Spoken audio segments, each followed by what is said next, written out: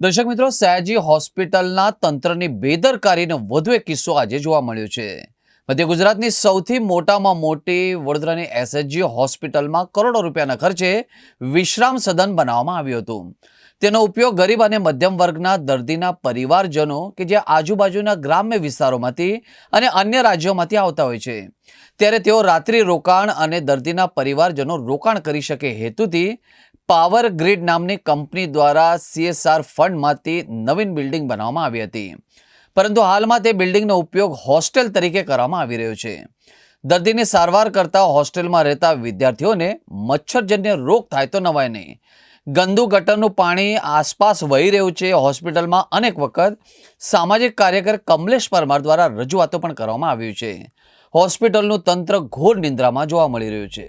મધ્ય ગુજરાતની સૌથી મોટી એસએચજી હોસ્પિટલમાં ટૂંક સમય પહેલે જ જે વિશ્રામ સદન બનાવવામાં આવ્યું હતું, વિશ્રામ સદન જે પાવર ગ્રીડ નામની કંપની દ્વારા CSR ફંડમાંથી કરોડો રૂપિયાના ખર્ચે જે દર્દીઓ અને દર્દીના પરિવારજનોને સુખાકારી માટે ઉપયોગી થાય તે હેતુથી બનાવવામાં આવ્યું હતું, પરંતુ ખાસ કરીને ઘણા વખતોથી વિશ્રામ સદન બંધ હાલતમાં હતું। પરંતુ હાલમાં જે વિશ્રામ સદનની અંદર જે બાળકો, જે વિદ્યાર્થીઓ છે, આ દેશનું ભવિષ્ય છે અને જે બાળકો ત્યાં આગળ ભણતા હોય તેઓ માટે વિશ્રામ સદનનો ઉપયોગ થઈ રહ્યો છે। પરંતુ ખાસ કરીને આજે અમે જાત તપાસ કરતા જોવા મળ્યું કે ત્યાં આગળ ગટરના મળમૂત્રવાળા પ્રદૂષિત પાણી ઉભરાઈ રહ્યા છે। એટલે ખાસ કરીને જે લોકો આરોગ્ય સુધારવા માટે આવતા હોય છે અને જે આરોગ્ય હેતુથી જે બાળકો ભણતર કરી રહ્યા છે, ત્યારે ખાસ કરીને પોતાના જે બાળકોનું આરોગ્ય ક્યાંક ને ક્યાંક જોખમાઈ રહ્યું હોય તેમ પણ જોવા મળી રહ્યું છે। એટલે ખાસ કરીને વડોદરા શહેર મ્યુનિસિપલ કમિશનર શ્રી દ્વારા અનેક વિસ્તારોમાં જે સફાઈના નામે લોકોને દંડ ફટકારવામાં આવતો હોય છે, પરંતુ ખાસ કરીને હાલમાં